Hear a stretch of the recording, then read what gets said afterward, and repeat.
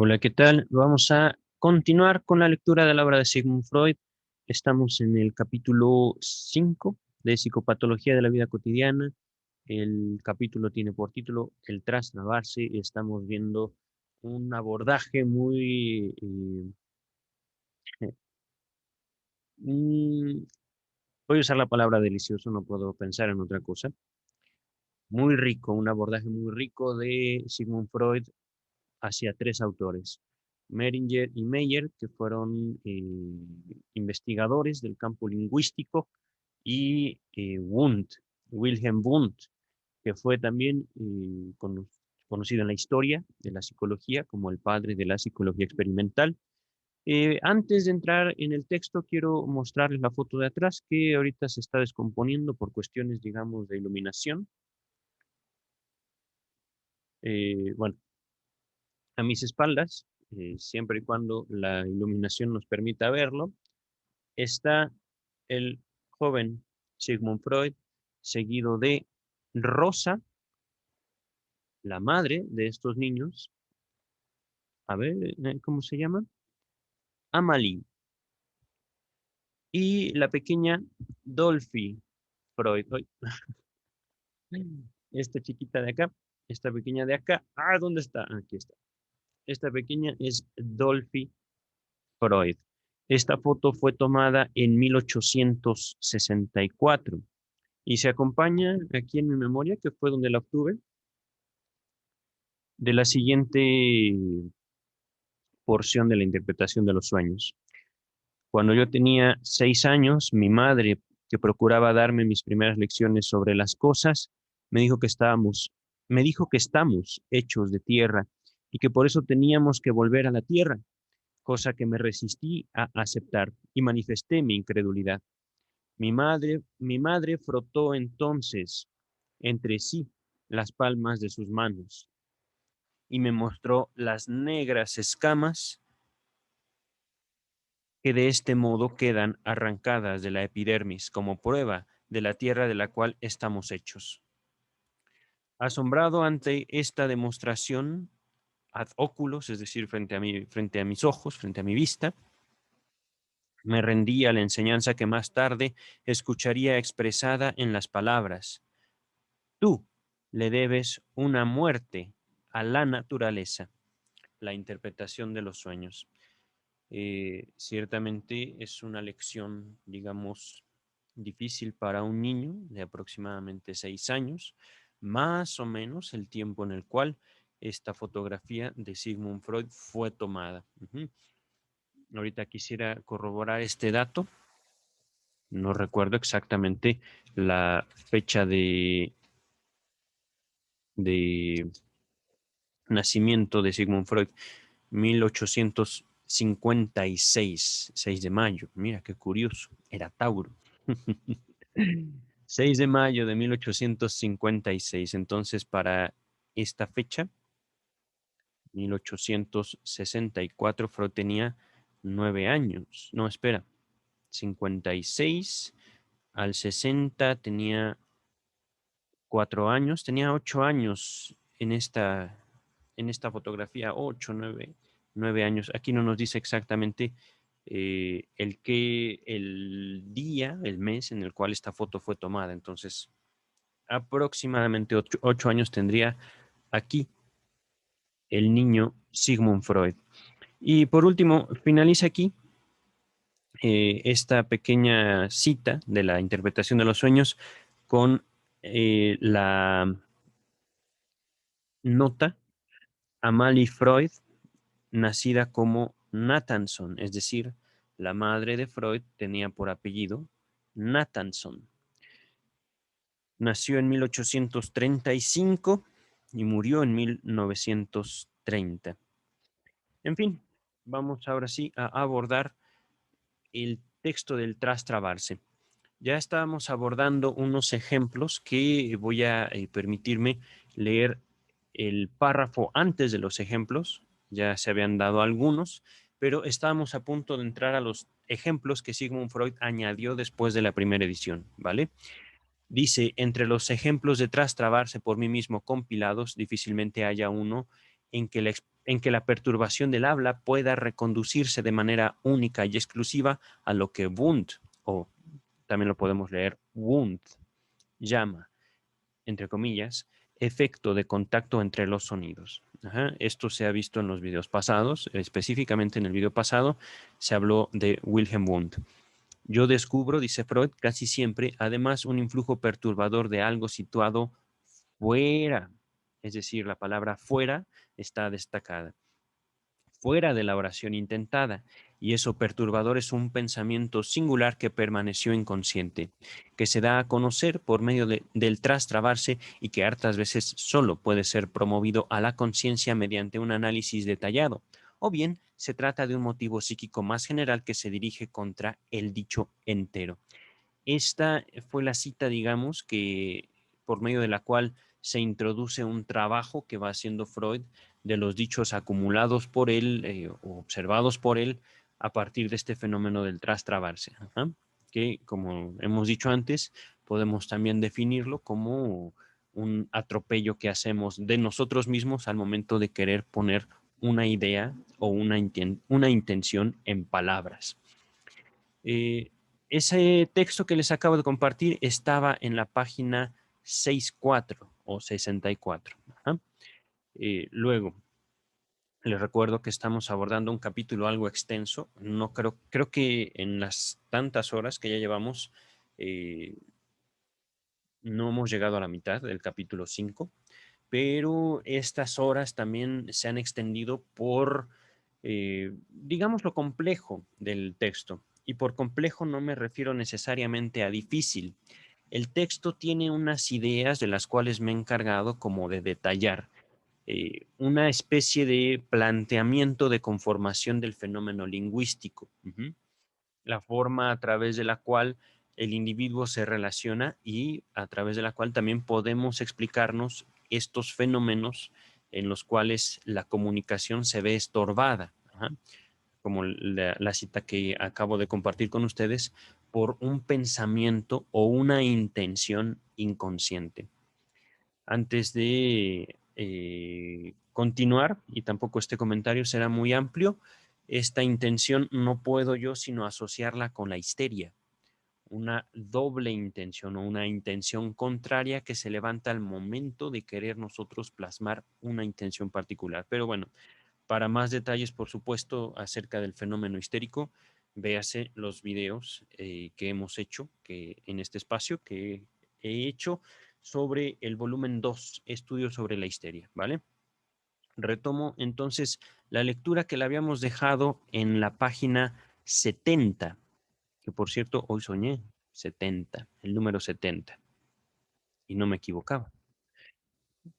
A mitad de la página 70 dice: cuando recopilaba experiencias del trastrabarse para la primera edición de esta obra, procedí a someter al análisis todos los casos que pude observar, aun los más triviales.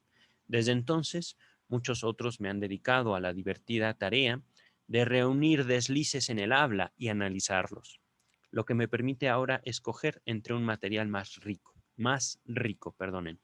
Necesito un poquito de agua. Mm. Nos habíamos quedado entonces en el ejemplo 11. Este es el ejemplo 12. Un joven dice a su hermana, lo que sigue está entre comillas, con los de, repito, con los de, estoy leyendo así despacito para explicar de qué se trata este texto, ¿no? Con estas palabras, con los de se refiere a, al parecer, una familia de, la letra mayúscula D está aquí abreviando un apellido, tal vez un apodo, no lo sé, me inclino a pensar que es un apellido que empieza con la letra D, de dedo. Ajá. Entonces, retomo la frase. Con los D he roto por completo. He dejado de saludarlos. Ella responde, es gente de mala, una palabra en alemán, la voy a latinizar o decir como puedo. Liebskraft, Liebschaft, Liebschaft. Aquí el problema, justamente, al querer usar un mal alemán, que es el mío, es que aquí nos dice inmediatamente el traductor, palabra inexistente, Liebschaft. quiso decir Sippschaft. Sippschaft. Ralea. Yo no sé qué es ralea, pero ahorita vamos a ver. Entonces, repito la frase. Con los D he roto por completo. He dejado de saludarlos. La hermana responde. Es gente de mala Lifchat. Ah, perdón. Sipchat. Con este perdón estoy yo introduciendo la corrección, la palabra correcta, la palabra que quería usar la hermana.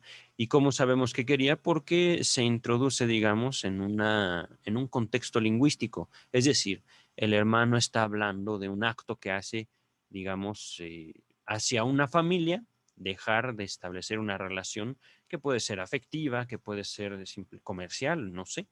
No dice el texto, simplemente dejó de tratarlos. Y la hermana contesta apoyando la voluntad de su hermano, pero contesta con una palabra inexistente.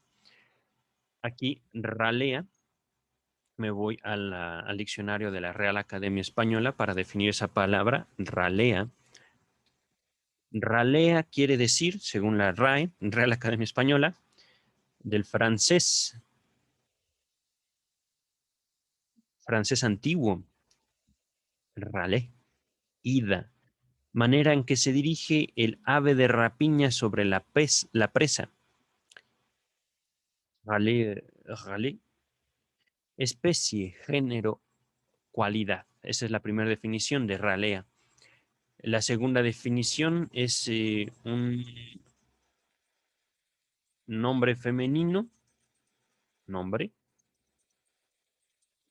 sin nombre femenino. Es un despectivo esta segunda acepción, esta segunda concepción de la palabra ralea, raza o casta de linaje de una persona. Perdón, raza, casta o linaje de una persona. Y una tercera definición de la palabra ralea, eh, aquí me dice un nombre femenino, sin, cinegética, cinegética, ave que es más inclinado al halcón, el gavilán o el azor. A ver, aquí viene una frase, pero es una frase muy específica al respecto de esta última eh, definición. La ralea del halcón son las palomas, la del azor, las pérdices, la del gavilán, los pájaros pequeños, la ralea. Mm, se entiende entonces que cuando la hermana contesta la palabra lipschat, Lipschat, Lipschat, la estoy latinizando, ¿vale? Estoy pronunciándola como se pronunciaría digamos, en la concepción latina de la lengua. No estoy pronunciándola como un alemán la podría pronunciar. Mm, Lipschat, dice el texto, comprimió otros dos órdenes de cosas en su error del habla, en Lipschat, a saber, que antaño su propio hermano se había inclinado con un flirt, con un coqueteo, con la hija de esa familia, y que de ésta se decía que en los últimos tiempos se había enredado en un serio amorío ilícito, del alemán amorío Liebschaft. Ok, Lieb, Liebschaft. Estoy pronunciándolo en una mezcla de inglés y español, ¿vale? Eh, aquí lips, que es la primera palabra que inexistente, me evoca a mí la escritura de la palabra labios en inglés. Ajá, lips, L-I-P-P-S. Shaft, mm, shaft o shaft.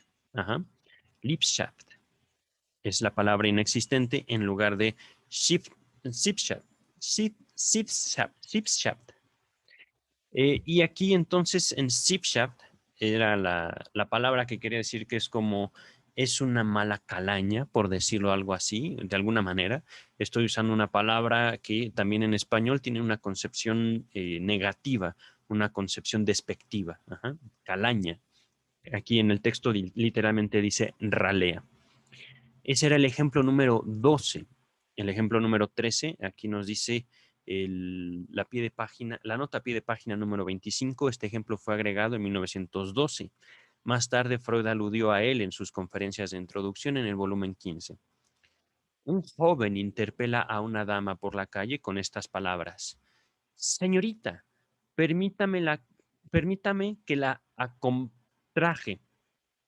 Aquí viene del alemán. Aquí, esta palabra acomtraje son, digamos, dos palabras del español compuestas o dos palabras del español cortadas, digámoslo así. Acompañar, se entiende que el joven quería decirle algo así, quería acompañar a la señorita. Acom, ahí se corta la palabra acompañar y se completa por esta palabra traje del alemán. Aquí nos dice el traductor, Begleit, es Begleit-digen. Lo podríamos latinizar con digen. Es evidente, se propuso decir que le gustaría acompañarla, del alemán begleiten, no, perdón, begleiten, pero temió ultrajarla, beleidigen, con su propuesta. Que estas dos encontradas que estas dos encontradas mociones de sentimiento, es decir, afectos, deseos, hallaran expresión en una palabra. El trastrabarse justamente indica que los verdaderos propósitos del joven no eran del todo santos, y a él mismo no pudieron menos que parecerle ultrajantes hacia la dama. Pero en tanto procura esconder esto ante sí mismo, su inconsciente le hace la jugarreta de delatar su genuino propósito, con lo cual, a la vez, le gana de mano a la dama, por así decir, en la respuesta convencional. Lo que sigue está entre comillas y trae una palabra que voy a leer lento porque en el texto está destacada. Pero, ¿qué se ha pensado usted de mí? ¿Cómo puede ultrajarme así? Comunicado por Otto Rank. Este ejemplo, entonces, el ejemplo 13, fue comunicado por Otto Rank. Permítame un segundo, ya me están buscando, pero a ver, mm, denme un segundito.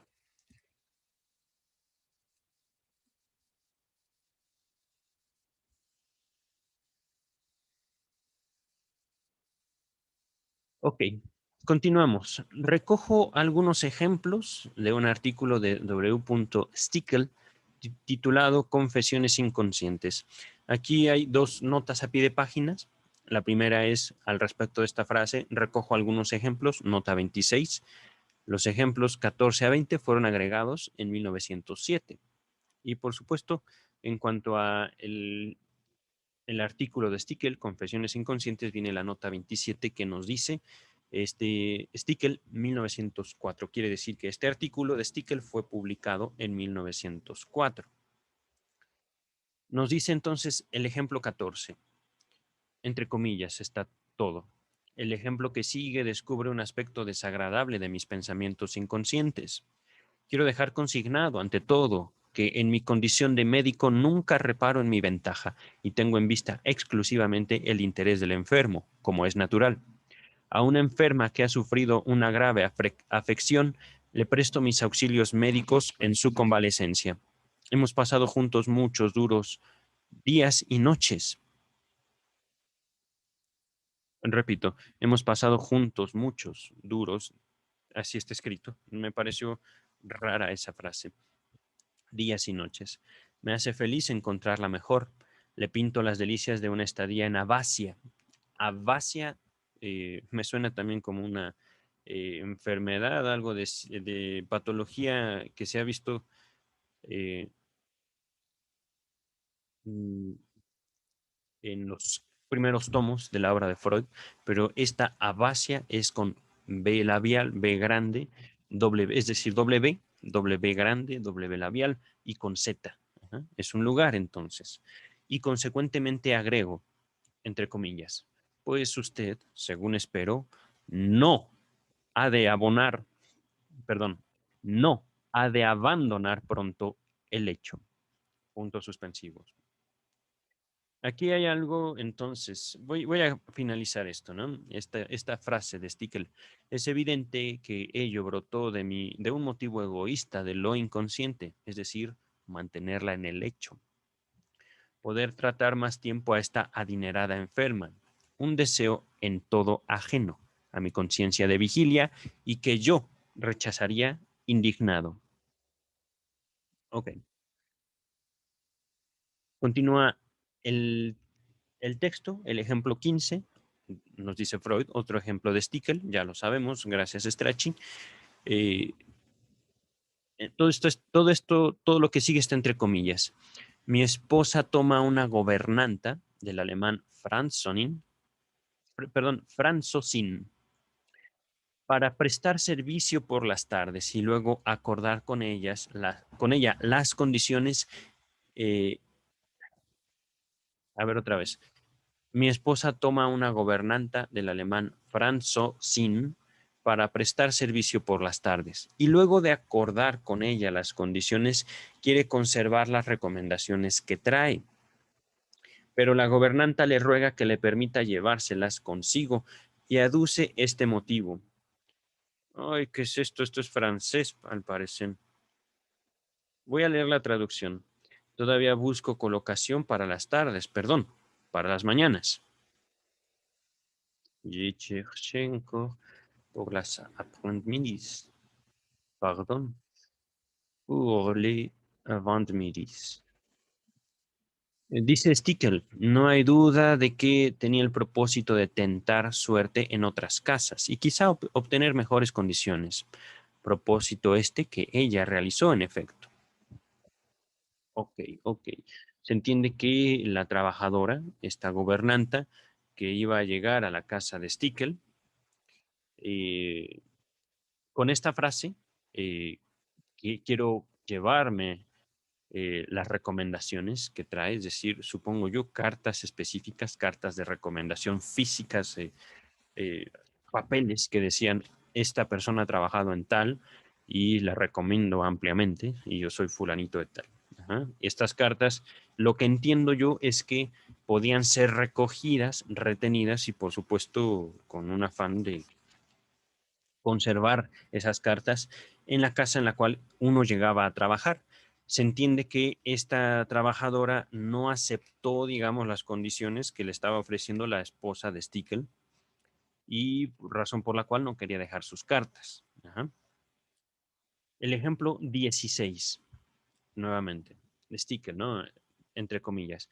Debo sermonear a una señora y su marido, a cuyo pedido lo hago, escucha de pie tras la puerta. Ok.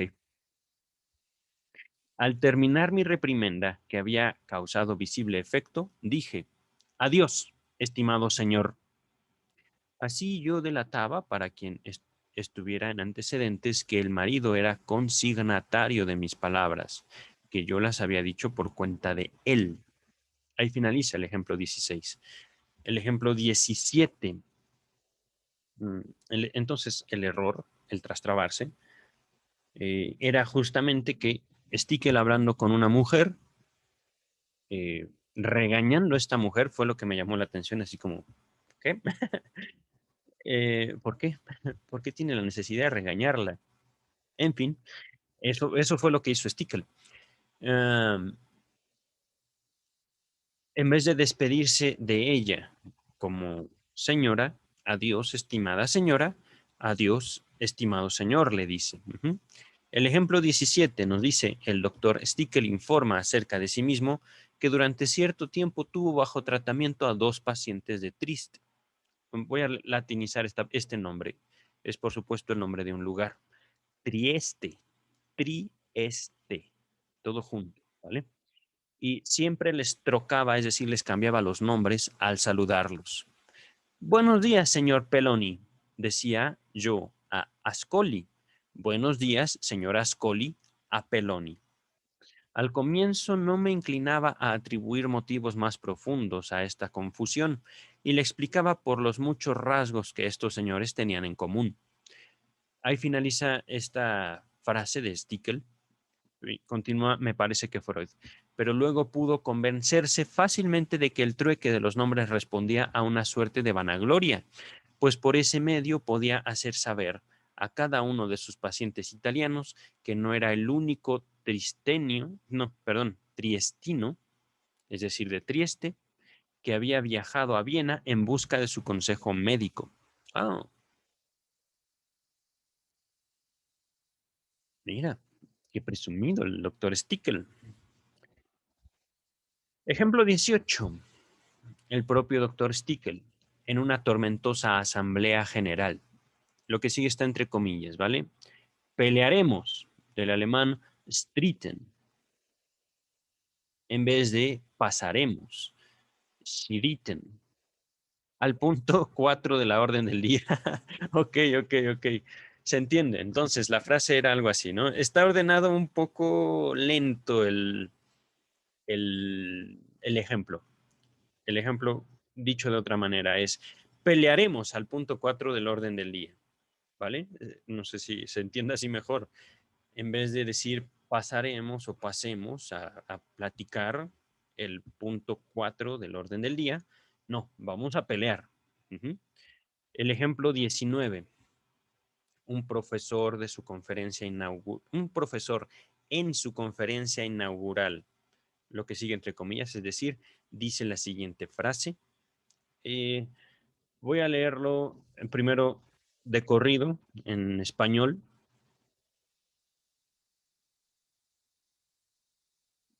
No estoy inclinado para apreciar los méritos de mi estimado predecesor. Es decir, yo no quiero reconocer a este fulano que me antecedió. Ajá. Aquí estoy, bueno, el texto nos deja ver que el profesor está sustituyendo la palabra alemana Genicht, no, Genit, Geni, Genite, Genite, no, hay Genate, Genate por Heigen, Heignet, Genate, Heignet. Genate del alemán, estoy latinizándolo, pronunciándolo como puedo, disculpen mi alemán, pero no soy hablante de lengua alemana. Genate es inclinado, está sustituyendo esa palabra, ¿vale? Por el profesor en su conferencia dijo Jane, no, Heignet, calificado.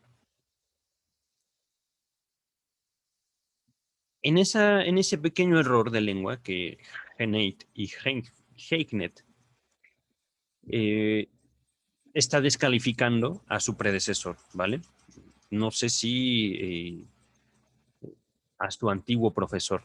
Uh-huh. El ejemplo número 20. El doctor Stickel a una dama que, según él conjetura, padece el mal de Weisbau. Latinizado este nombre sería Basedow. Entonces sería Weisbau. Entonces esta es la frase de Stickel del ejemplo 20. En altura usted le lleva un croft papo en vez de pronunciar cof, cabeza, a su hermana. En otras palabras, usted le lleva un papo a su hermana. ¿Qué es papo? Yo no lo sé. Recordemos que estamos abordando también un texto que probablemente heredó un lenguaje español antiguo, ya en desuso.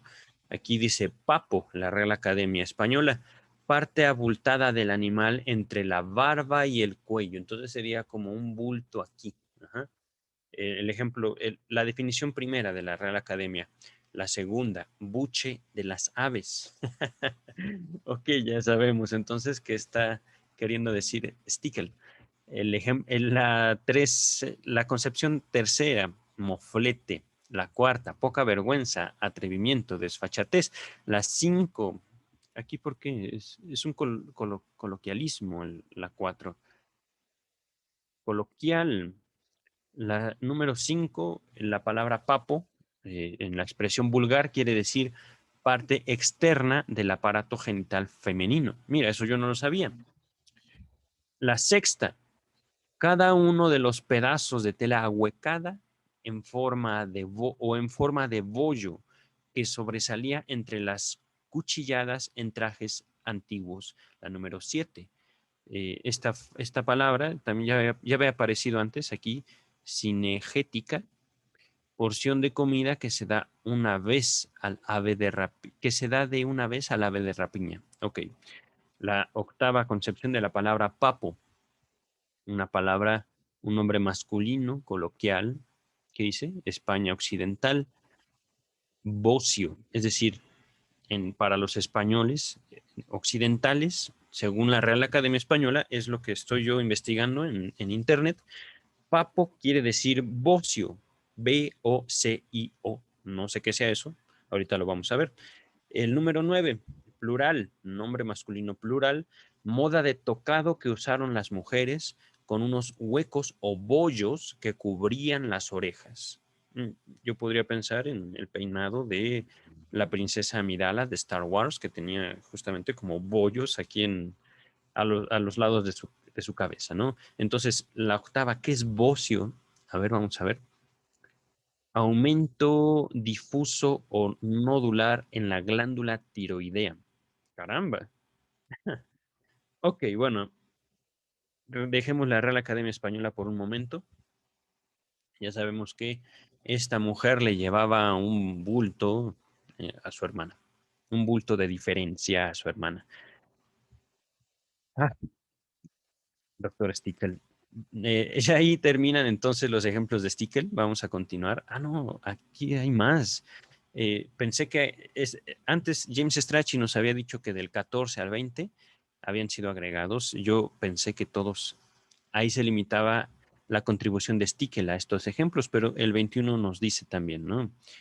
El doctor Stickel informa. Antes de entrar a este ejemplo, aquí viene la nota 29 que nos dice este ejemplo y el 22 fueron agregados en 1910. Entonces, entre comillas, alguien quiere describir la relación entre dos amigos, uno de los cuales parece que debe ser caracterizado como judío. Dice, entre comillas, compartían, compartían su vida como Castor y Pollack. Eh, Estoy ahorita latinizando una palabra que, bueno, estoy tratando de leer una palabra que en latín o digamos en una lengua española se podría leer como Pollack con K. Aquí viene la nota número 13.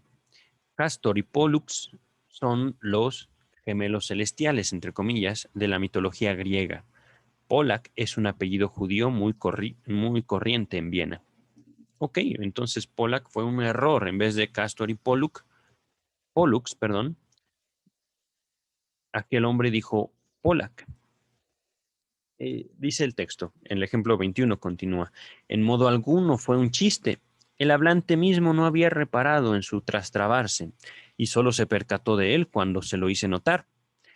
Ejemplo 22. En ocasiones, un trastrabarse hace las veces de una caracterización extensa. Una joven dama que lleva las riendas de su casa refiere que su marido, enfermo del alemán leidend o tolerante, ha ido al médico para consultarlo sobre la dieta que le convendría y que el médico le dijo que no se preocupara de ello, entre comillas. Ya lo leí, perdón. Puede comer y beber lo que yo quiera, concluyó la dama. Es decir, pues, ni modo, sí, puedes ir con el médico. Sí, sí, sí. Consulta a quien tú quieras, vas a comer lo que yo quiera. Aquí el texto incluye la nota número 31. Este ejemplo fue citado por Freud en sus conferencias de introducción. Volumen 15. Los dos ejemplos que siguen de T. Reich, me parece que es Theodor, no me acuerdo muy bien, pero es T. Reich o Reich, ya saben la pronunciación, R-E-I-K. Provienen de situaciones en que uno se trastraba con particular facilidad por estar forzando a reservarse mucho más de lo que puede decir. Aquí antes de continuar, los ejemplos, este párrafo que acabo de compartir con ustedes tiene dos notas a pie de página. La 32 que dice los dos ejemplos que siguen Este párrafo y los ejemplos 23 a 26 fueron agregados en 1917. Y T. Reich, o pronunciado en español, digámoslo así, latinizándolo, Reich, nota número 33. Esta publicación de Reich fue hecha en 1915. Miren, para que noten la diferencia. Reich publica en 1915, Freud se entera de estos ejemplos y los introduce hasta su segunda edición en 1900, segunda edición, bueno, una edición posterior, 1917. Ejemplo 23. Un señor presenta sus condolencias a una joven dama cuyo marido ha fallecido recientemente y agrega, entre comillas, hallará usted consuelo si, palabra en alemán, Widwen, por Widwen, que quiere decir consagrarse, enteramente a sus hijos. Widmen. Ah, ok. Quien quiere, entre comillas, consolar a la viuda, dice Widwen. Estoy leyendo aquí la W como una B. En vez de, dice, entonces el que consuela dice Widwen en vez de Widmen. El pensamiento sofocado, dice el texto, apunta a otra clase de consuelo. Una viuda, en alemán, Witwe, joven y bella, pronto gozará de nuevos alborosos sexuales. Widmen. Me queda la duda. Aquí las palabras en alemán, como viene siendo en los ejemplos, son muy parecidas. Widwen, o también, digamos, latilizando esta palabra alemana, with, when, digamos, comparte las letras W y D, de dedo, de esta otra palabra, widmen. Tengo por aquí el traductor de Google, aquí está, pero no del inglés, querido, sino del alemán. Vamos a ver.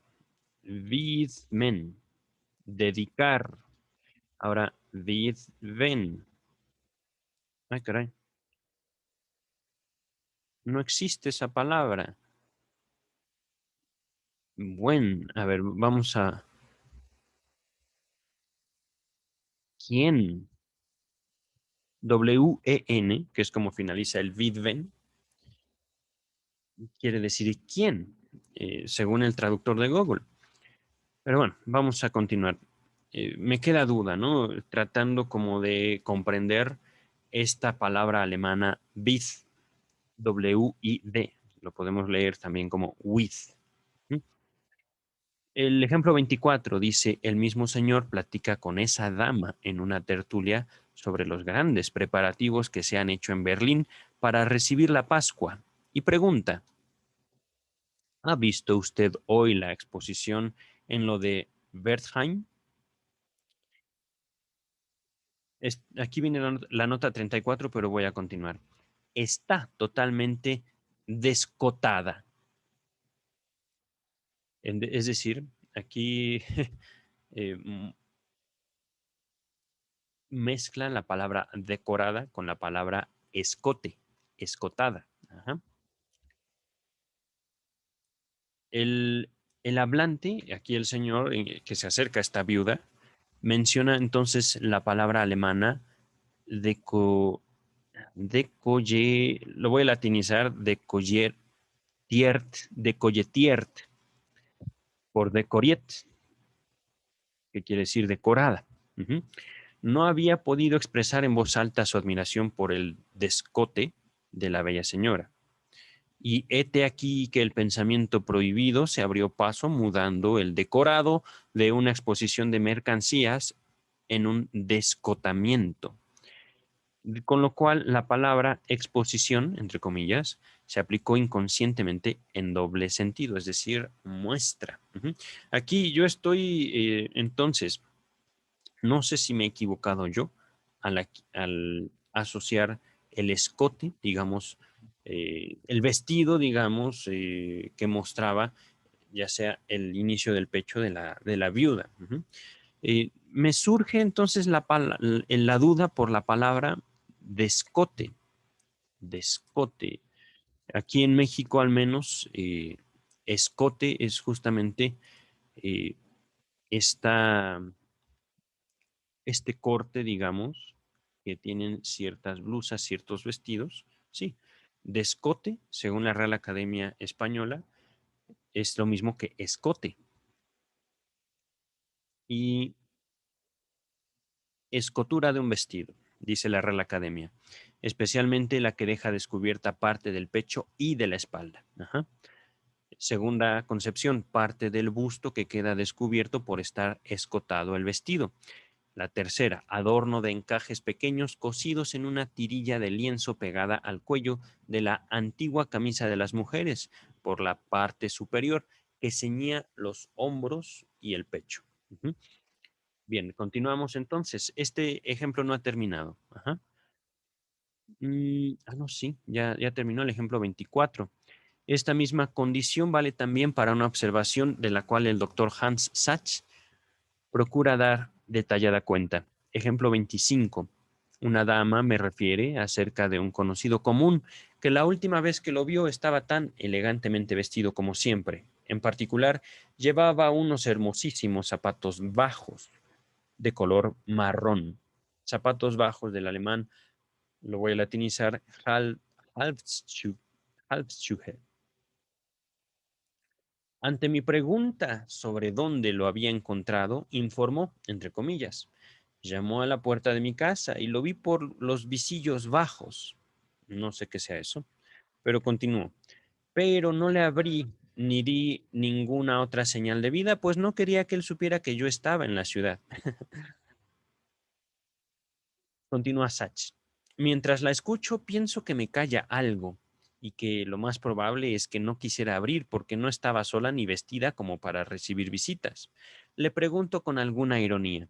Entonces, a través de las celosías cerradas, ¿vio usted sus Hausschuhe, que quiere decir, en vez de Halsblush, Hausschuhe, pantuflas hogareñas?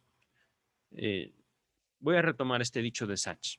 A través de las celosías cerradas vio usted sus hashu, puntos suspensivos, sus havshu, zapatos bajos. Aquí continúa el ejemplo, pero vuelve a retomar no la plática, sino digamos la descripción. En Hauschu consigue expresarse el pensamiento sobre el Hauskleid, que quiere decir vestimenta de entrecasa. Podemos decir como una ropa casual, ¿no? De ella, cuya exteriorización fuera atajada. Por otra parte, se intentó evitar la palabra half, que quiere decir medio, porque justamente ella contenía el núcleo de la respuesta prohibida. Entre comillas, dice, usted me dice solo una media verdad y calla que estaba a medio vestir. Mientras el trastrabarse fue favorecido por el hecho de que inmediatamente antes habíamos hablado sobre la vida conyugal de aquel señor, sobre su, entre comillas, dicha hogareña, del alemán Hauslichen Glück, lo cual sin duda codeterminó el desplazamiento sobre su persona. Por último, debo confesar que si hago andar por la calle con pantuflas de entrecasa a este elegante señor, quizá proceda así influido por mi envidia. Yo mismo, poco tiempo antes, había comprado unos zapatos bajos de color marrón, pero en modo alguno eran, entre comillas, hermosísimos. Épocas de guerra como la presente conmueven una serie de deslices en el habla cuya inteligencia no ofrece dificultad alguna. Estas últimas palabras ya fueron otra vez de Freud. Hasta hermosísimos fue el ejemplo 25 de Sachs, no me acuerdo cómo se llamaba. Sachs era su apellido, Hans Sachs. El ejemplo entonces 26, un ejemplo igual cortísimo, nos dice, ¿en qué regimiento está su hijo? Preguntan a una dama. Esta responde, está en el de Matadores número 42. Aquí la mujer sustituye morser, morteros, por morder, matones o matadores. Ajá. Ejemplo número 27. Aquí inmediatamente, inmediatamente viene la nota 35. Es que en serio, son tantas cosas que James Strachey incluye. Agregado en 1919. Este se atribuye a Hyman, no sé quién sea. 1917. Ok. Entonces, ejemplo 27. El oficial Henrik Hyman escribe desde el frente de la guerra. Primera Guerra Mundial, 1914, dura, por supuesto, 1917. Me arrancan por un momento de la lectura de un libro cautivante para responder a los telefonistas de reconocimiento. A la prueba de línea del puesto de artillería reacciono, entre comillas. Es decir, esta es la frase de Hyman. Controles bien, Ru, que quiere decir silencio. Ru es el alemán de silencio. No entendí esta frase. Controles bien, es decir, ¿los controles están bien? Es lo que yo me pregunto. Sí, debe ser así. Debe entenderse entonces de esta manera. A la prueba de línea del puesto de artillería, reacciono. Es decir, yo digo, controles bien, los controles están bien. Pero inmediatamente en esta frase, controles bien, dice RUE. Lo estoy leyendo RU o silencio. Es decir, RU quiere decir en español silencio. Lo reglamentario habría sido controles bien, Schluss, que quiere decir stop. Aquí está escrito, no sé por qué esta palabra no está, digamos, escrita en español, sino en inglés.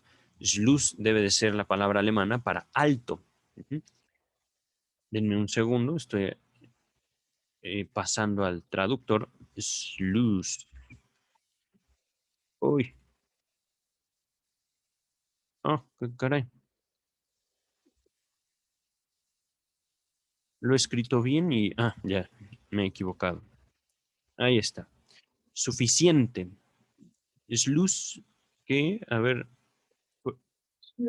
Schluss, ajá, quiere decir suficiente. Entonces, lo reglamentario habría sido controles bien, Schluss o suficiente. Mi anomalía se explica por el enojo que me provocó el ser perturbado en la lectura. ¿Ok? Es decir, cuando el oficial Hyman contesta, pide silencio. En una guerra, es que es imposible el silencio en una guerra. Pero, pues, he ahí algo que a nosotros no nos ha tocado y espero que no nos toque vivir en esta generación. Ejemplo 28. Aquí viene inmediatamente la nota a pie de página número 36. Este ejemplo, así como el 30 y el 31, fueron agregados en 1920. El ejemplo 29 fue agregado en 1919. Ok. Por alguna razón, James Strachey considera importante este tipo de observaciones. Ejemplo 28, entonces. Un sargento primero instruye a la tropa para que cada quien envíe a su casa su dirección exacta, a fin de que no se pierden los... Una palabra alemana, disculpen mi alemán. Gispektuk quiso decir Gepastuk, paquetes. Gespestuk es una palabra inexistente, aunque Spestuk sería trozos de tocino. La vocal que sigue a la P se pronuncia prácticamente igual tanto si es E como si es A. Es decir, aquí la letra E y la letra A con dos puntitos de Gespastuk, paquetes, Gepastuk, Gespestuk. Ok, bueno, se entiende. Simplemente la semejanza por homofonía, la semejanza por eh, el sonido, hace que no solo los ejemplos, digamos, que estamos estudiando, sino que también nosotros, cuando intentamos usar una palabra, podamos tener dificultades en la expresión. Ejemplo 29 dice el excelente ejemplo que sigue, cuyo valor es realizado por la tristísima situación que supone, me fue comunicado por el doctor L. Cicer, quien hizo esta observación y la analizó de manera exhaustiva durante su residencia en la Suiza neutral en el periodo de la guerra. Repito, Primera Guerra Mundial. Reproduzco con ínfimas omisiones la noticia que él me envió. Me permito comunicarle un caso de desliz en el habla, entre comillas, cometido por el profesor M.N. en O. Nuevamente, M.N. son las siglas del nombre de ese profesor. O es simplemente una letra que aparece en el texto, pero que quiere señalar un lugar cuyo nombre empieza con O. Es decir, por una persona en algún lugar ocurrió esto. Durante una conferencia suya sobre la psicología de las sensaciones, pronunciada en el semestre de verano que acaba de finalizar. Debo referir primero que estas conferencias se dieron en el aula de la universidad ante un gran número de prisioneros de guerra franceses internados y por otra parte de estudiantes suizo-franceses, la mayoría de ellos partidarios de la Entente. Entente se destaca. Mm, La triple entente, la triple alianza. Ahorita no me acuerdo, estoy ahorita tratando de acordarme de mis clases de historia universal, pero eh, para salir de dudas voy a introducir entente en entente, ok. Dice Google, relación amistosa basada en la confianza y el mutuo conocimiento, especialmente entre gobiernos y países. Eh, Mira, sí es que justamente lo que yo recordaba de mis clases era la triple entente o la triple alianza, al menos triple alianza fue como yo la conocí en la escuela. Dice Google, no estoy en Wikipedia, estoy simplemente en Google.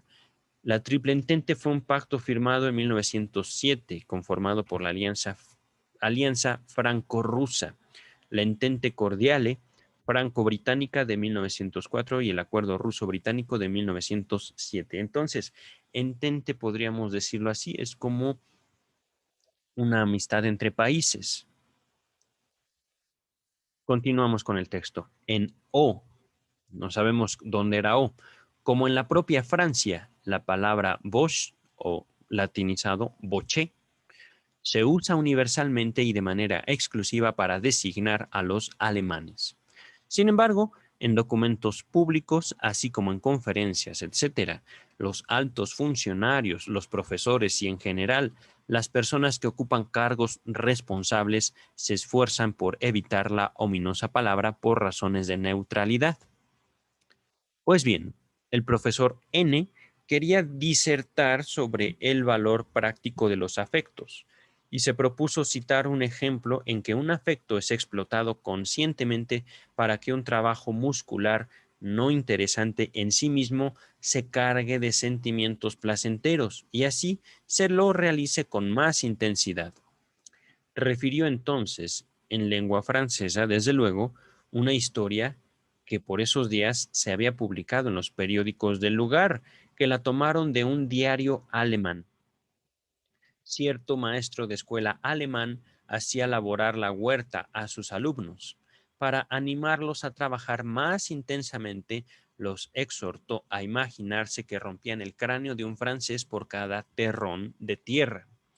En el relato de su historia, N dijo siempre, por supuesto, con toda corrección, alemán, es decir, entre comillas, la palabra alemán, y no Bosch o Boche. Ajá. Voy a pronunciarlo Bosch, ¿vale? Cuando de aquel se trataba, es decir, de aquel profesor alemán. Pero al llegar al desenlace, reprodujo del siguiente modo las palabras que el maestro, de aquel maestro de escuela, perdón. Imaginez-vous qu'un sach vous après, no, écraser la crâne d'un Français. Imagínense ustedes qué clase de mosh eh, de que están, están partiendo el cráneo de franceses, ¿no? Así pues, dice el texto, en lugar de mot, que es el francés, o la palabra francesa para terrón de tierra, ajá, el francés, el profesor sí, el profesor N dice moche, que es una palabra mezclada entre moche y boche. La palabra boche era la palabra prohibida, ¿vale? Era como, entiendo así el texto, como una palabra vulgar despectiva para referirse a los alemanes, que estaban, por supuesto, en guerra contra ellos. Continúa el ejemplo. Vemos bien cómo este correcto erudito se esfuerza desde el comienzo de su relato para no ceder al hábito ni acaso a la tentación, pronunciando desde la cátedra universitaria esa palabra que hasta había sido objeto de expresa prohibición por un edicto parlamentario. Ándale. Miren, esto es bien curioso. Estoy en la página 75. Me llama mucho la atención porque eh, es que es lo que vivimos en Twitter, en Facebook, en las redes sociales, estas prohibiciones, ¿no? Por ejemplo, y entre otras cosas, de atacar al prójimo. Vivimos tiempos muy, muy chistosos, ustedes y yo. Voy a continuar, ¿vale? Y justo en el instante en que con toda felicidad acaba de decir, como es debido, Institut Allemand o maestro alemán, por última vez, y respirando con interior alivio, se apresura para llegar a la conclusión no peligrosa de la historia. Aquel vocablo con tanto trabajo refrenado se prende a la homofonía de la palabra mot. No sé cómo se pronuncia en francés, lo estoy latinizando, ¿vale? Y el percance se produce. La angustia ante la falta de tacto público, de tacto político, quizá un refrenado placer por usar, no obstante, la palabra corriente y por todos esperada, así como la repugnancia de este republicano y demócrata nato hacia cualquier cortapisa impuesta a la libertad de expresión, interfirieron con el propósito principal que apuntaba al relato correcto del ejemplo.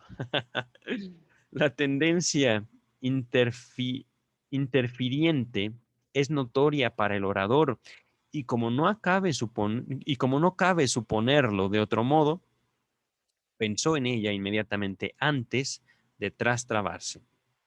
El profesor N no reparó, es decir, no se dio cuenta en su desliz, al menos no lo rectificó, según es usual hacerlo de una manera casi automática. En cambio, la mayoría de sus oyentes franceses recibieron con verdadera complacencia el lapsus, es decir, qué bueno, profesor. Dice, continúa el texto, y este produjo un efecto idéntico a un juego de palabras deliberado.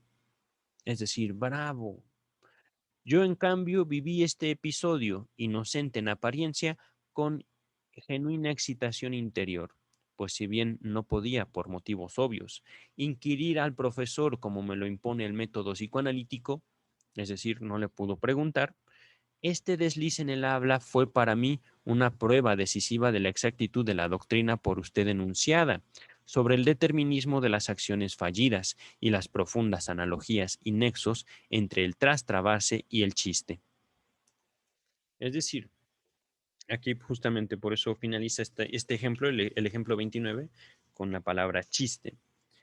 El profesor ni lo notó, pero los alumnos que justamente estaban en una situación social muy tensa, eh, notaron ese error, entre comillas, y se rieron.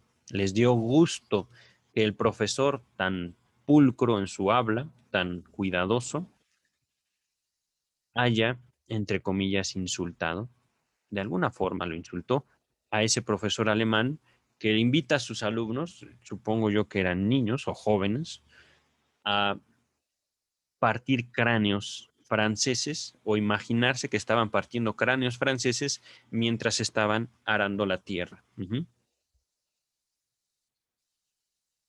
Continuamos con el ejemplo 30. Dice, bajo las turbadoras impresiones de la época de guerra, nació también el trastrabarse del que nos informa un oficial austriaco de regreso a la patria, el capitán T. Dice el texto entre comillas, es decir, toda esta es la situación. Es un ejemplo algo largo, pero vamos a ver qué nos Entrega. Varios de los meses que pasé como prisionero de guerra en Italia estuve, junto con unos 200 oficiales, confinado en una pequeña villa. Se destaca la palabra villa. En este lapso, uno de nuestros camaradas murió de gripe. Este suceso produjo, naturalmente, una impresión muy profunda. En efecto, la situación en que nos encontrábamos, la falta de asistencia médica, el desvalimiento de nuestra existencia, volvían más que probable la propagación de la epidemia. Velábamos al muerto en un sótano. Ese atardecer salí con un amigo a dar un paseo alrededor de nuestra casa y en cierto momento ambos expresamos el deseo de ver el cadáver. Yo marchaba adelante. Al entrar en el sótano se me ofreció una visión que me espantó, pues no estaba preparado para hallar el ataúd tan cerca de la entrada y tener que contemplar con tal proximidad el rostro desasosegado, es decir, alterado, por el juego de luces que le proyectaban las velas. Todavía bajo la impresión de esta imagen, proseguimos la caminata. En un lugar desde donde se ofrecía la vista del parque bañado en la claridad de la luna llena, un prado bien iluminado y más allá unos velos de niebla, yo expresé la imagen que ello me sugirió. ¿Veríamos acaso una ronda de elfos danzando en las lindes del bosque de pinos que allí comenzaba? A la tarde siguiente enterramos al camarada muerto. El camino desde nuestra prisión hasta el cementerio de la aldehuela vecina nos resultó en cierto modo más amargo y humillante. Mozalbetes, alborotadores, es decir, jovencitos, niños alborotadores. Los lugareños aprovecharon la ocasión para expresar sin disimulo, con gritos ásperos y estridentes, en son de burla y escarnio, sus sentimientos hacia nosotros, mezcla de curiosidad y de odio. La sensación de no poder escapar a las mortificaciones, ni siquiera así, inermes como estábamos, y la repugnancia ante la rudeza testimoniada por ellos me dejaron con una amargura que perduró hasta la noche. A la misma hora que la víspera y en la misma compañía salimos por el camino de tierra que rodeaba a la vivienda y al pasar junto a las rejas del sótano, tras las cuales yaciera el cuerpo, me asaltó el recuerdo de la impresión que me produjera el verlo. En el sitio desde el cual se me volvió a mostrar el parque iluminado, bajo la misma claridad de la luna llena, me detuve y dije a mi compañero, entre comillas, podríamos sentarnos aquí en el Gras y sinken una serenata. Aquí el capitán T sustituyó Gras por Graf. Gras significa hierba, Graf significa tumba. Entonces voy a leerlo, digamos, como se equivoca y luego lo esclarezco, ¿vale? Podríamos sentarnos aquí en la tumba, digo, en la hierba, y descender, digo, cantar una serenata. Ajá, estoy como atropellándome justamente en mi hablar. Solo recapacité luego del segundo desliz, cuando dice sinken en vez de singen. La primera vez me había corregido sin que deviniera consciente el sentido de mi error. Ahora reflexioné y coordiné. Insgraf sinken, descender a la tumba. Como unos relámpagos se me sucedieron estas imágenes. Unos elfos que danzaban y vagaban a la luz de la luna. El camarada expuesto en el féretro. La impresión que despertó en mí algunas escenas del sepelio, la sensación del asco sufrido y el duelo perturbado. El recuerdo de algunas pláticas sobre la epidemia que se cernía, manifestaciones de temor de varios oficiales. Después me acordé, un segundo, veamos si todo sigue bien. Bien. Después me acordé de que se cumplía un aniversario de la muerte de mi padre, lo cual me resultó llamativo, pues de ordinario tengo pésima memoria para las fechas. Luego, reflexionando, me di cuenta el parecido de las condiciones exteriores entre ambos atardeceres, la hora y la iluminación iguales, el lugar y el acompañante idénticos. Recordé el desasosiego que había sentido cuando se expuso el temor de que la gripe se propagase y, al mismo tiempo, mi prohibición interior de dejarme asaltar por el miedo. Tras ello me volví consciente del significado de la secuencia de palabras Wir konnten ins Grab sinken. Podríamos descender a la tumba. Y también me convencí de que solo la primera rectificación de tumba por hierba, que no había sido lo bastante perceptible, tuvo por consecuencia el segundo desliz, el sustituir descender por cantar por descender, a fin de asegurar así un efecto final al complejo, es decir, al conjunto sofocado, al conjunto de pensamientos. Ajá. Agrego que por aquel tiempo padecía de sueños angustiantes en los que se tornaba a ver de continuo a cierta parienta mía, muy próxima, y hasta una vez la vi muerta. Es que poco antes de ser tomado prisionero, había recibido la noticia de que la gripe asolaba con particular violencia justamente la comarca donde ella vivía, y también le había manifestado a ella mis serios temores. Desde entonces perdí todo contacto con ella. Meses después recibí la información de que había sido víctima de la epidemia 2 semanas antes del suceso descrito. Qué triste, ¿no creen? El ejemplo 30 fue muy, muy triste, pero es parte también, no solo de la guerra, sino de la vida. No puedo evitar, junto con este ejemplo, también recordar que no estamos viviendo una época, a pesar de que no hay guerra, la naturaleza sigue ahí, persiguiéndonos. Ejemplo 31. El siguiente ejemplo de tras trabarse arroja vivísima luz sobre uno de los conflictos dolorosos que forman parte del destino del médico. Un hombre probablemente enfermo de muerte, pero cuyo diagnóstico no es todavía seguro, se llega a Viena para aguardar la solución de su intriga y le pide a un amigo suyo de juventud, quien ahora es un médico conocido, que tome a su cargo tratarlo. Este por fin accede a ello, no sin resistencia. El enfermo debe internarse en un sanatorio y el médico propone el sanatorio ERA, con H. Lo que sigue es una palabra, no sé de quién, pero si es un pero si ese es un instituto para fines determinados, una maternidad, objeta el enfermo. O no, se pica el médico. En el ERA uno puede un bringen, que quiere decir matar. Quiero decir, unterbringen, internar a cualquier paciente. Ouch. Luego se resuelve con fuerza contra la interpretación de su desliz. No creerás que tengo impulsos hostiles hacia ti. Un cuarto de hora después dijo a la persona que lo acompañó hasta la puerta, una dama que había tomado a su cargo el cuidado del enfermo. No descubro nada ni creo que haya más. Perdón, no descubro nada ni creo que haya nada. Mas, si así no fuera, soy partidario de una buena dosis de morfina y asunto terminado.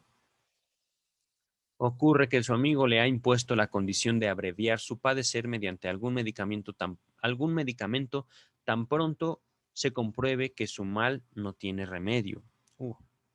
O sea que el médico había tomado realmente a su cargo la tarea de dar muerte a su amigo. Uy, qué fuerte está eso. Pero ciertamente, les recuerdo que justamente así murió Freud. Ya víctima de un cáncer avanzado, le dice al médico que lo trataba, no más,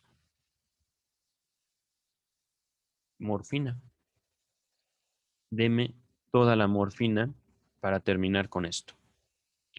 En fin, Ejemplo número 32. Aquí nos dice Strachey. Ejemplo agregado en 1910. No quiero renunciar a un ejemplo muy ilustrativo del desliz en el habla. De desliz en el habla. Aunque, según lo indica mi informante, haya ocurrido hace unos 20 años. Entre comillas, una dama se manifestaba cierta vez en una reunión. Oigamos las palabras que producía con ardor y bajo la presión de toda clase de emociones secretas. Esta es la cita de la dama. Sí, una mujer tiene que ser bella si quiere gustar a los varones. Para el varón, en cambio, todo es más fácil. Le basta tener sus 5 miembros derechos y no necesita más.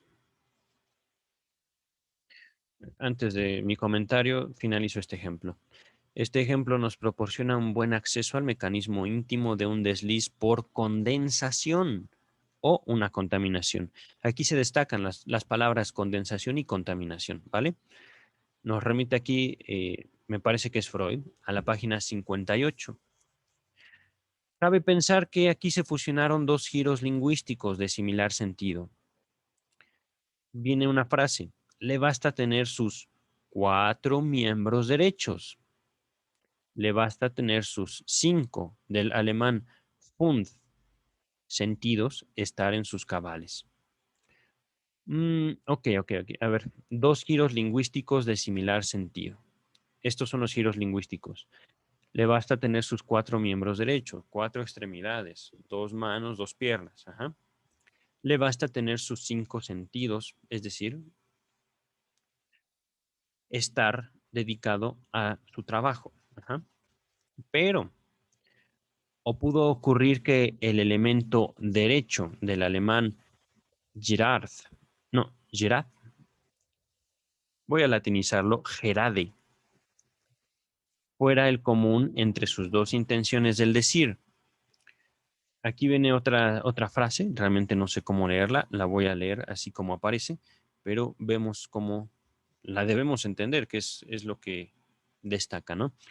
Con solo tener sus miembros derechos, dejar correr todo a mano abierta.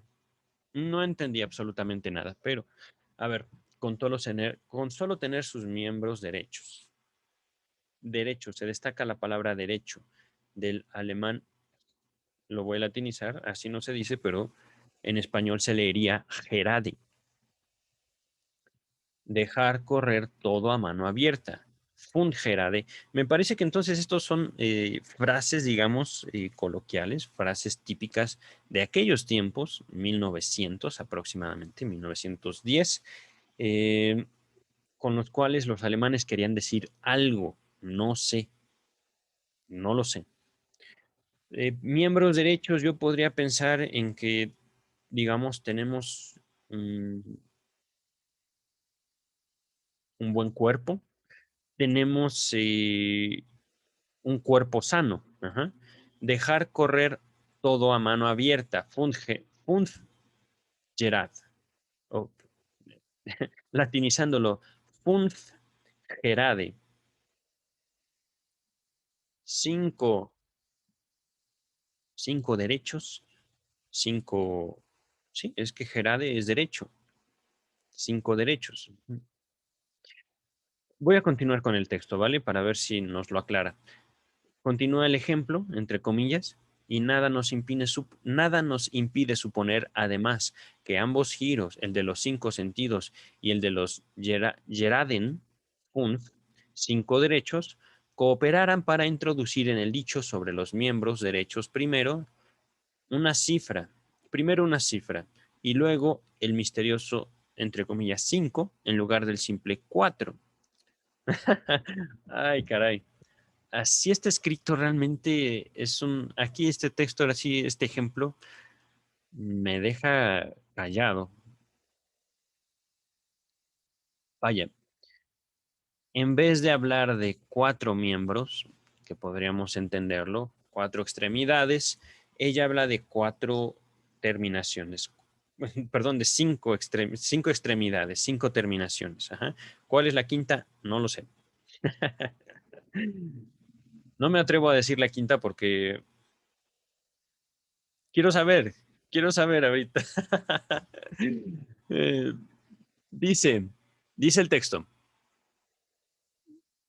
Es cierto que esta fusión no habría sido viable de no tener ella un buen sentido propio, en la forma resultante del desliz, el sentido de una cínica verdad que una señora solo podría confesar, por lo demás, de manera encubierta. Por último, no dejemos de señalar que el dicho de la dama puede significar, por su texto, tanto un excelente chiste como un divertido desliz en el habla. Ello solo dependería de que las palabras se dijeran con un propósito consciente o, puntos suspensivos, con uno inconsciente. En nuestro caso, el comportamiento de la decidora, es decir, de la mujer que estaba hablando, refuta el propósito consciente y excluye que que se tratara de un chiste. Entonces, dejemos ese vacío en nuestro conocimiento. ¿Se equivocó? Y no, no se equivocó. Pero es que justamente son 5 terminaciones. No todos las tienen. No todos las tienen. Y hablando de hombres, valor. Más allá de una erección, el valor para afrontar la vida, el valor para ser uno mismo, un miembro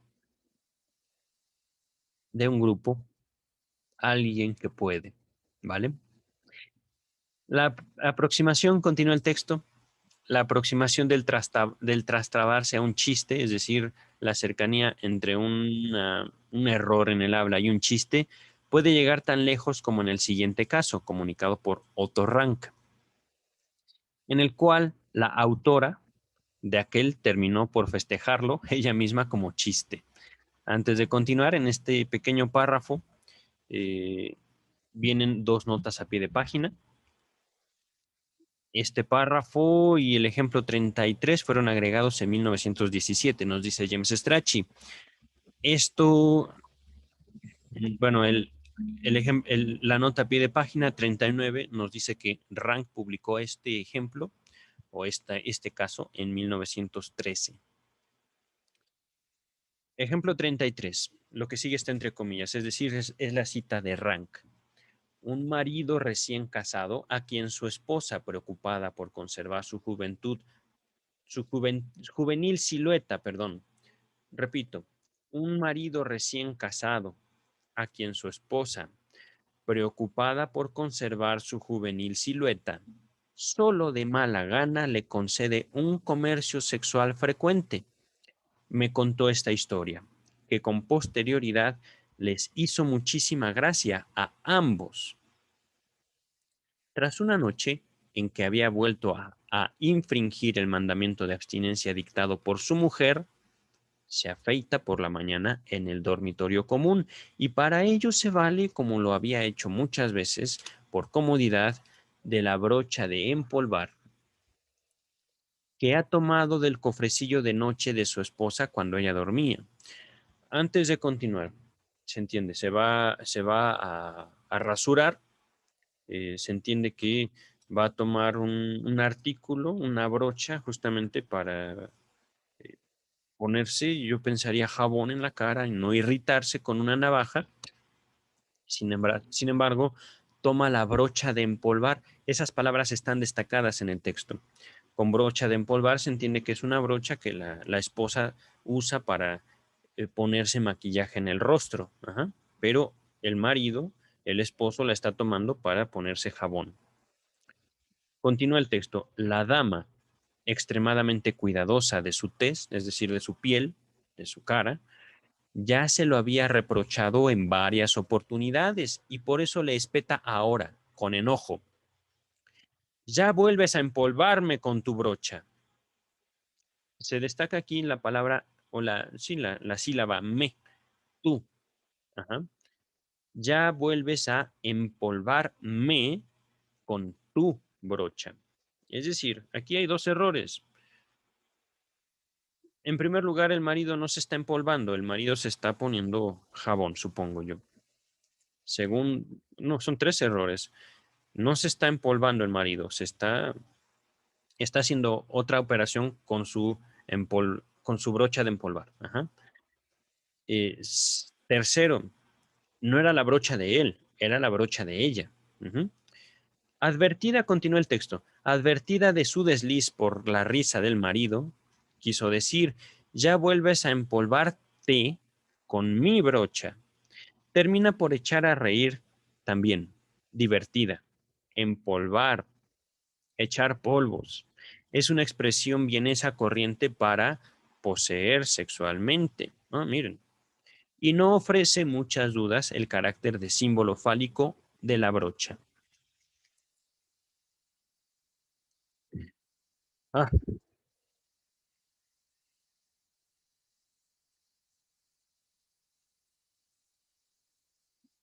mm, hijo, es que este ejemplo también tiene mucho de- cultural, mucho contexto social, mucho contexto histórico.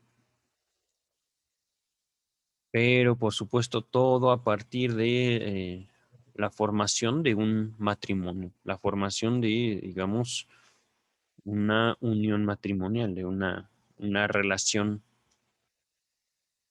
que trasciende, por supuesto, aquel tiempo y aquella sociedad. Ejemplo número 34. Y antes de abordar el ejemplo, viene la nota número 40. Este ejemplo se agregó en 1924. Gracias, Strachey. No sé por qué nos dices eso, pero gracias. Dice, también en el caso que sigue, informado por A.J. Storfer, se podría pensar en un propósito de chiste. La señora B, quien padece una afección de evidente origen psicógeno, es decir, que viene no del cuerpo, sino de su mente, ha sido instada repetidas veces a consultar al psicoanalista X y siempre lo ha desautorizado señalando que un tratamiento así nunca anda a derechas, pues el médico lo reduciría todo falsamente a cosas sexuales. Pero al fin acaba por seguir el consejo y pregunta, entre comillas, ¿y bien, cuándo ordinant? Pues ese doctor X. Aquí se destaca la palabra ordinant, perdón, ordinart. No sé si existe esa palabra, ahorita vamos a ver.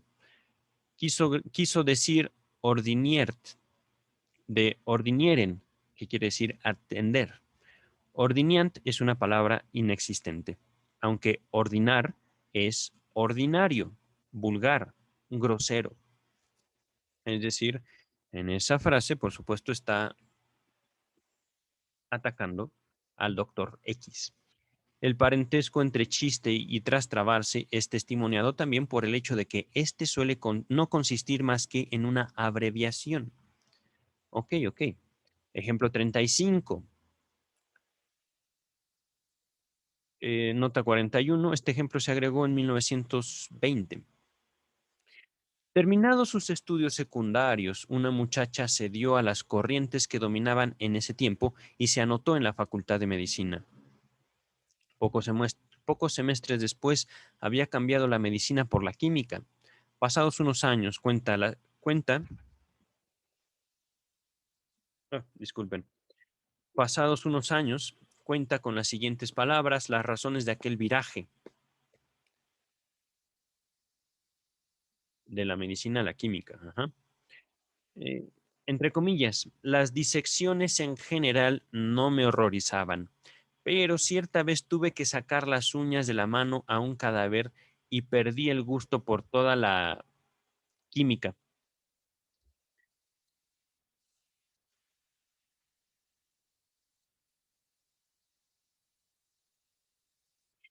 Cuando estoy leyendo el texto, introduce ahí puntos suspensivos. Entonces, mm, realmente, No sé cómo interpretar este error. Es que se supone que esto debería ser gracioso y no lo es. Bueno, al menos para mí no.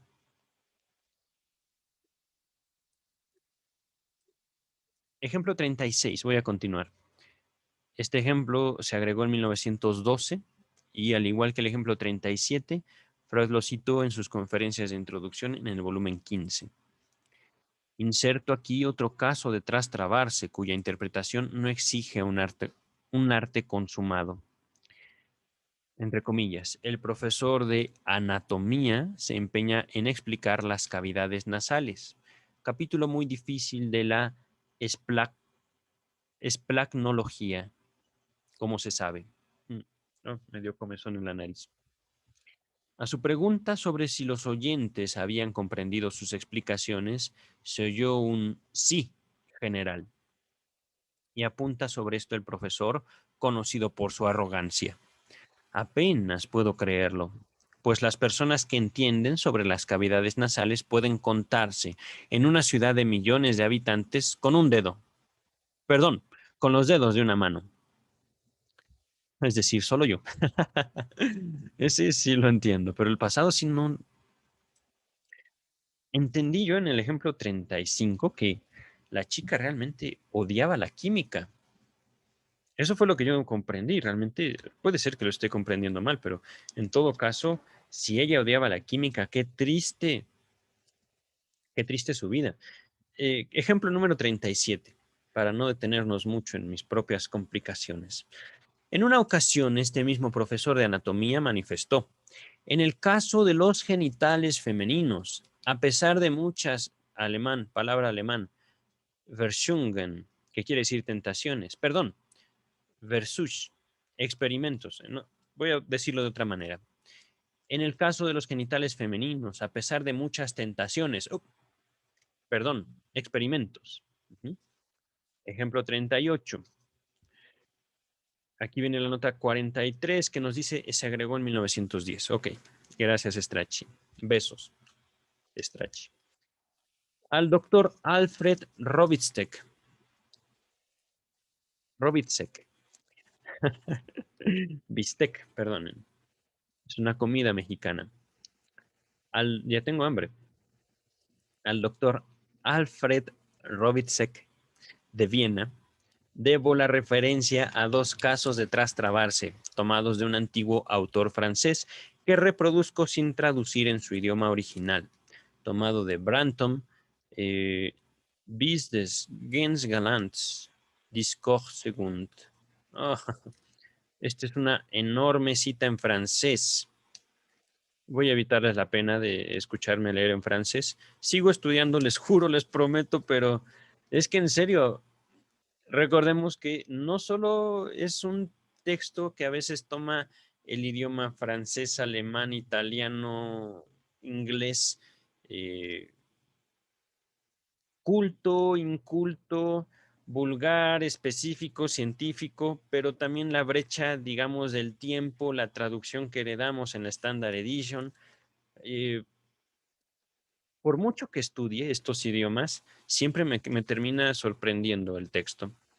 Voy entonces a leerlo en español. Discúlpenme, pero si quieren ustedes leerlo, está en la página 81. Y al decir esta página también me doy cuenta que ya no estamos tan lejos de la conclusión de este capítulo. Dice, entonces,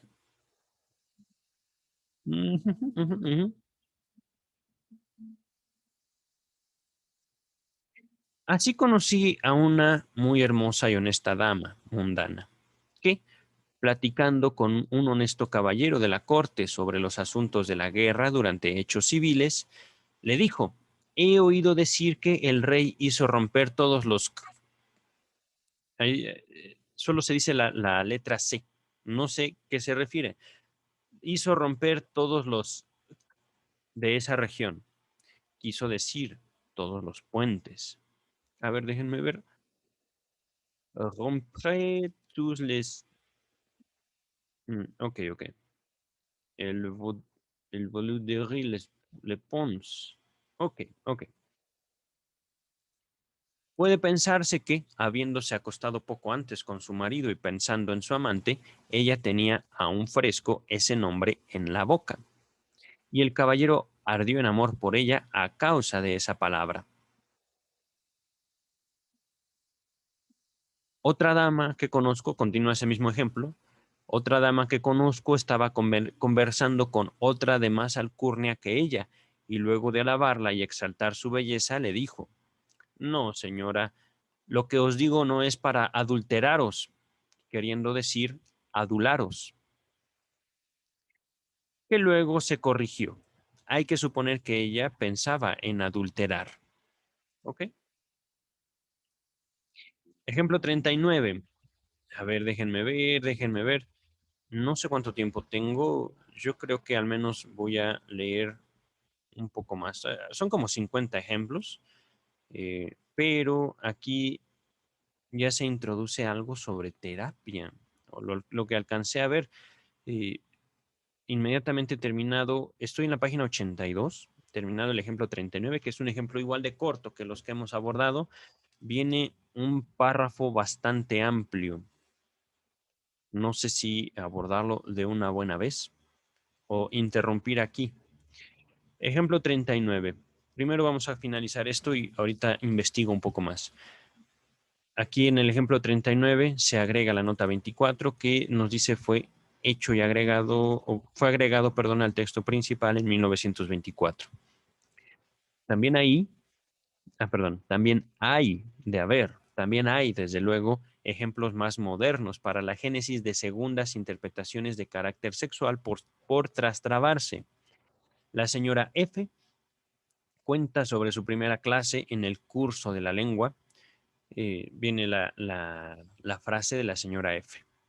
Es interesantísimo. El maestro es un inglés muy joven. Enseguida, en la primera hora, me dio a entender durch die Blues, que quiere decir a través de la blusa. Se corrige durch die Blumen, o sea, metafóricamente, de manera indirecta, que prefería darme clases individuales, es decir, la blusa, a través de la blusa. Este ejemplo fue tomado de Storfer, que esto ya lo habíamos visto. Denme un segundo. Mm, Yo creo que voy a interrumpir aquí el video. Lo que sigue ya no es un ejemplo. No hemos terminado con los ejemplos, pero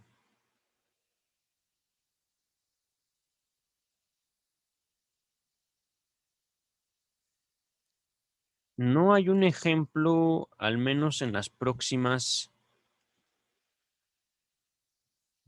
7, 8 páginas. O tal vez me habré equivocado en los 50 ejemplos y estaba yo exagerando.